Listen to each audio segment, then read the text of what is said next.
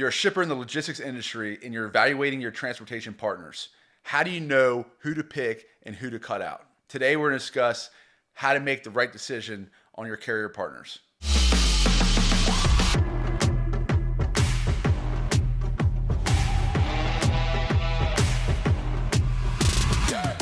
Bryan, you have nearly 2 decades of experience on the brokerage side. I think you worked at Macy's or tried to work at Macy's. You didn't make the cut for Chris's help about 20 years ago. But let's put yourself in the shoes of a big shipper. How are you going about selecting who you're working with? Yeah, great question. I think so. If I just got promoted to director of logistics and it's my responsibility to develop a carrier network, I would do a couple different things. And I think it has to do with, part of the country that you're in. I think it has to do with what kind of volume that you're shipping, what kind of product.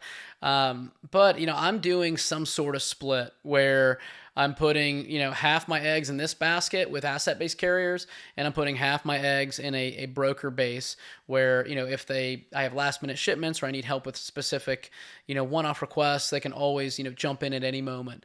I think I want to try to develop the carrier network that helps define my business, right? So we'll just do, let's say, Dallas, Texas. So if I'm a shipper in Dallas, Texas, there's a couple things I'm looking at. I'm looking at the lanes that I have. Are we doing local? Am I doing a lot of shipments within Dallas? Well, I probably want to get a local Dallas asset-based company to move all those short runs. Right? It doesn't make sense for me, especially from a cost perspective, because I'm probably given a budget as the director of transportation from my CFO, and I need to stay under that budget. So if I have local Texas runs that I need to have these short hauls, I'm probably doing a local asset-based company. For the longer hauls to the East Coast or areas that nobody wants to go to, I'm probably outsourcing those to brokers. For anything that, these asset-based companies that I have that are doing long haul and they're going to specific parts of the country, I'm probably utilizing that. So I think breaking it up, or, if I were a shipper, I would break it up into different regions where, if I'm Dallas to California or Dallas to West Coast, well, that's probably going to be, a couple asset-based companies that are based out of California and using that as a backhaul. If I'm a Dallas, or if I'm moving from Dallas to the East Coast, well, I'm probably using a couple asset-based companies there and then also putting a couple other brokers on those lanes as well. I don't think there's an exact science to it. And I think at the end of the day, those carriers need to execute, right? Because I think we can all, draw up plays forever and ever. But if these carriers lack on reliability and communication and service, well, we need to go a different route. What do you think about, some of the stuff that I just said and, the carrier network piece of it? Would you split it up 50-50 or what are your thoughts, man? Yeah, I think there's a ton of factors. And, we've worked with numerous shippers across every, type of industry and vertical within logistics, big, small, startups, Fortune 500. Yeah. There's so many factors in there. It all is relative to their specific needs. So, I would be right in line with what you do or what you mentioned. Leaning on assets for more consistency. Yeah. Outsourcing. The outliers or the more inconsistent lanes to a broker. Yeah. Where those longer hauls might not be a good fit for a local company. But again, if you mentioned Dallas to let's say Washington. If I have a heavy asset-based company that needs backhauls to Washington, I'm probably going to include them in my network. Yeah. But it also depends on the market conditions. Right. If it's extremely loose, there's a lot to choose from there. Yeah. We're going to drive costs down, which a lot of shippers do, especially through like RFPs. They want to contract at the bottom. If it's a very tight market, you better be building an all-star lineup of brokers and carriers who can give you that consistency even when capacity is really, really tight. So there's a lot of factors that come into play. The one thing that I would do is build that all-star lineup. Who are the carriers that I trust? Yeah. If I'm starting from scratch, I don't know anyone. I mean, I'm running interviews. I'm getting references. I always put out there from a broker side, I'm always putting out client references. Yeah. But if I'm the director of logistics, I don't like a sales rep is going to tell you anything and everything they think you want to hear. Sure. They'll probably miss the mark, but there might be some things in there that you appreciate and will entertain. But I want to know, who else are you working with? What do you specialize in? Right. What solutions and services do you bring to the table? But I'm checking those references. Yeah. Is everything that you're saying, does that actually line up with what you guys do? Yeah. Or is it all fluff? Yeah. That's the challenging part when, from the shipper standpoint, is deciphering who's worth a shit and who is not. Right. I think that's the most difficult challenge. Yeah. And I think we got to think about it this way too, especially as brokers or carriers. We have to put ourselves in our shipper's shoes. And maybe they just got promoted to director of transportation. Now their job is on the line. They probably have 2 kids, a house, a mortgage, 2 cars that, they need to provide for. Now that's their job and their responsibility to, procure a carrier network that's going to perform. And you just mentioned it. Okay, you have a Dallas to Washington or Dallas to the Pacific Northwest, and maybe that asset-based carrier that's at a lower cost. And maybe they're taking it for a certain price. Well, they keep underperforming in late deliveries, missed pickups, issues over the road. There's no communication. Now it's like, okay, well, I don't really care if they're at this price. I need to go a little bit higher, look for a different broker or carrier to run that lane consistently. So I think at the end of the day, if I'm a shipper, I'm looking for the reliability factor. I'm looking for selecting that right carrier that actually cares about the business, because we mentioned it on a previous podcast, but our industry is messy. Yeah. And there's a lot of times I think you can see somebody's true colors when stuff happens, or when shit hits the fan. Okay, how do they respond to that, and how do they communicate, and what are they doing to solve that problem? Right? To me, if I'm a shipper or if I'm a decision maker, those are the things that I want to know. And I think you nailed the checking the shipper references. Okay, this sales rep's calling me. He's been calling me for the past 6 months, and it's my job to select the right type of carrier partner. How do I know this person's going to do what they say they're going to do? I'm going to call that other, shipping reference or, customer testimonial to say, okay, well, are these guys good? What's the status here? Because essentially my job's on the line, yep. Right? And that's important to a lot of people. For sure. I think that's one thing, we always try to do is understand the shipper's goals, your contact's goals. Is their goal to be under budget or hit a bonus or get promoted or whatever it may be?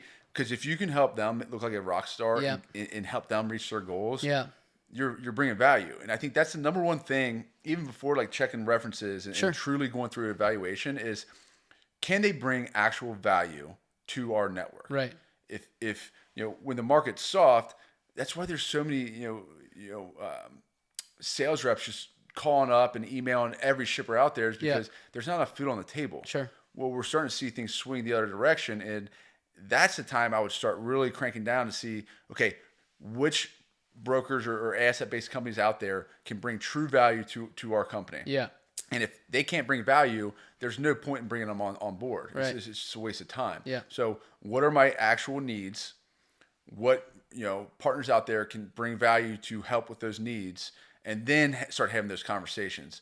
Because at the end of the day, we talk about this often, but brokers for the most part do the exact same things. Right.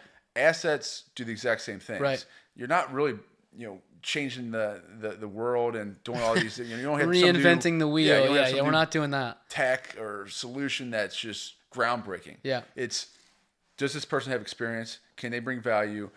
Does their company, are they financially stable? Right. If we have a claim, are they just vanishing and bailing? Yeah. Yeah. Or do they have the capital and resources to handle it if something does hit the fan there? No, I think we do have to think about it a lot of times.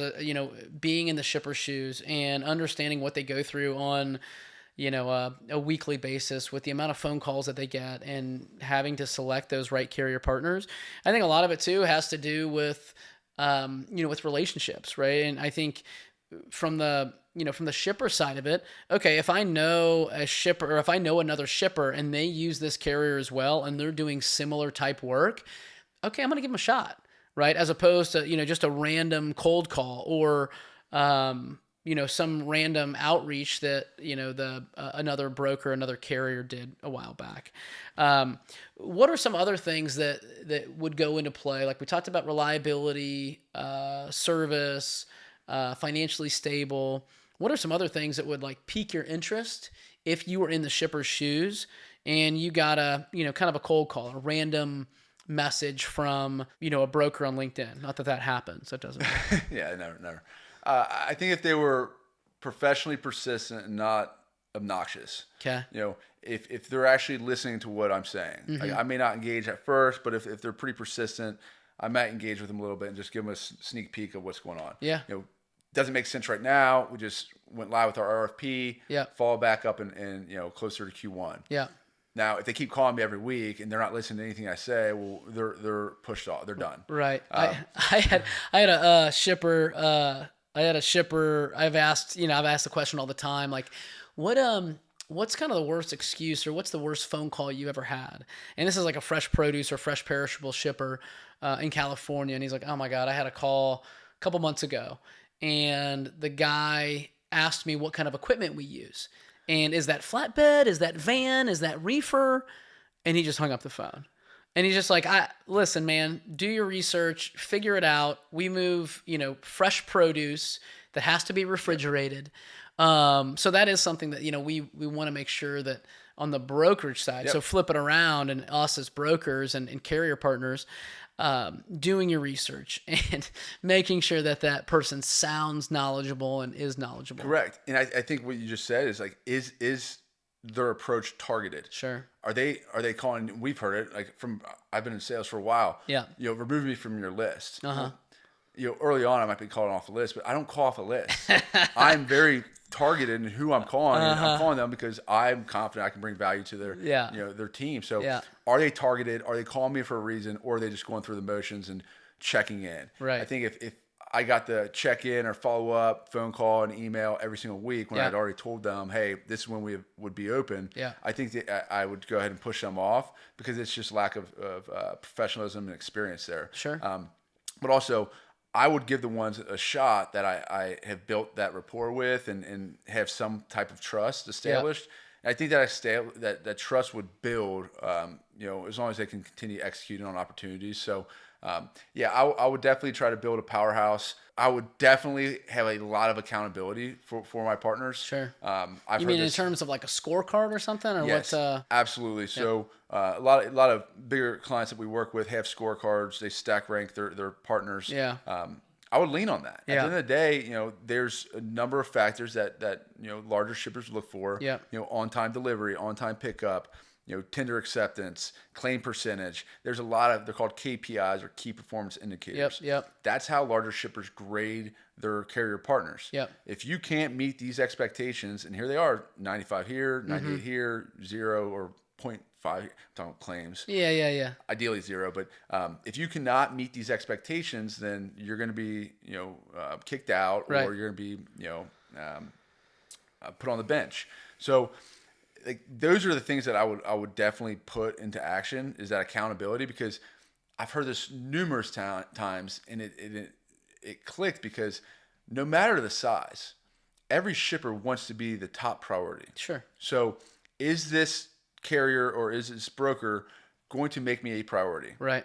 Those are the people I want to work with, yeah, because at the end of the day, I would take care of them, but I want them making us a priority and taking care of us at the end of the day. Yeah, I've heard it a couple times. I forget who the customer is, the prospect, but I've been prospecting with the past several years. And one of the things that shipping manager said when I prospected them is they said, listen, I want to have 6 carrier partners, and I want those 6 carrier partners I want to be their number one client in their organization, because they actually give a shit about what we're doing.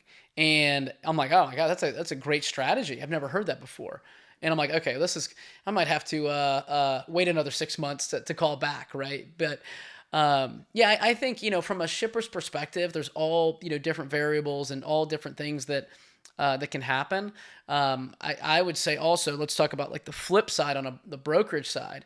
You never know what's going to happen or the timing of a call, right? We mentioned this a couple times during this show today, but Dallas to the Pacific Northwest, you get a carrier that's underperforming. Well, if you call the following week and you say, hey, listen, I service Dallas to the Pacific Northwest, it's like, oh, I actually have a need for that because my carrier right now is shitty and I'm entertaining. Let's set up a virtual call. So giving hope to those brokers out there and those asset-based companies, don't just call to call, but call to bring real value, just like you're talking about. Yep. Plan is to have maybe some shippers on in the future to give real feedback from what they look for. Yep. I know there's a handful of podcasts out there, and you can find shippers giving their perspective. But we'd love to have some shippers on. If you are listening to this and you're in the shoes of a shipper and making those types of decisions, we'd love to hear your feedback. Feel free to post it in the comments or shoot us a DM.